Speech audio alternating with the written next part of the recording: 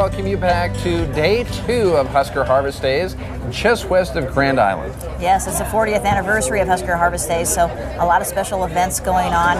We're seeing a lot of great people here walking by. It's starting to get pretty busy, I think. It is getting busy, it sure is, and we love that. You gotta love that. It's always good when there's a lot of people here. And you can find us here. We are by the KRVN studio here, and also by Nebraska Farm Bureau. And we'll be here kind of on and off throughout the day, and then we'll be back here again tomorrow for Pure Nebraska. But you know, as you know, here on the show, we like to visit with volunteers from the farm women's group CommonGround.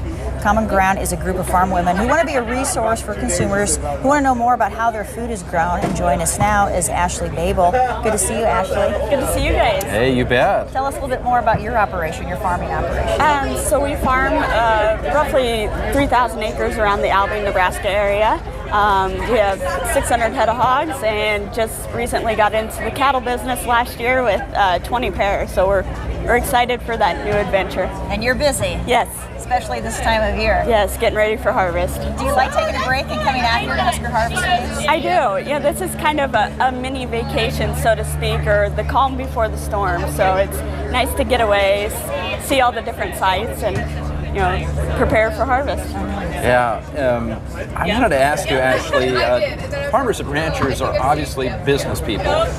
Does the average consumer realize how much money farmers spend on inputs and how big of a gamble that can be, if the inputs don't if the crops, what they get from the crops doesn't meet the input costs? Right.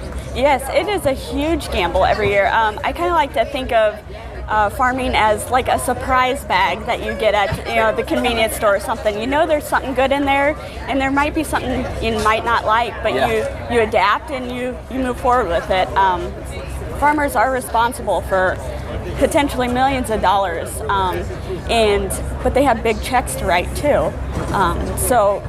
It's a thin margin that they actually work on. Mm-hmm. Technology is always changing in farming. As we walked around yesterday, it was just unbelievable. Yeah. What's coming available now for farmers, and so I'm sure that's cool for you to see too, right? It really is.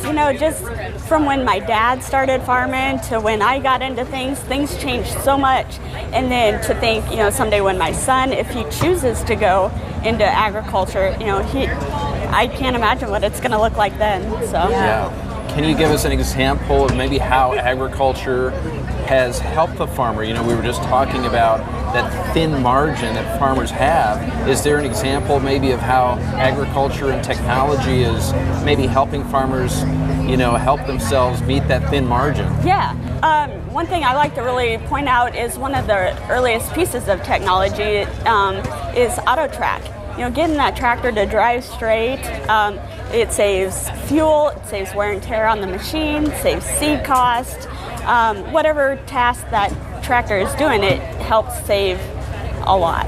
Yeah. And all of this will eventually help consumers. Yes. Yep. The new things, the new technology. Yep, because if we can do more with less and sell it down the road, it just makes our food that much cheaper. All right, well, thank you, Ashley. You're going to walk around here today a little bit? Yup, I'll probably be here till close. Make the rounds, all right. Thanks so much for stopping. Thank you. Thank you, Ashley.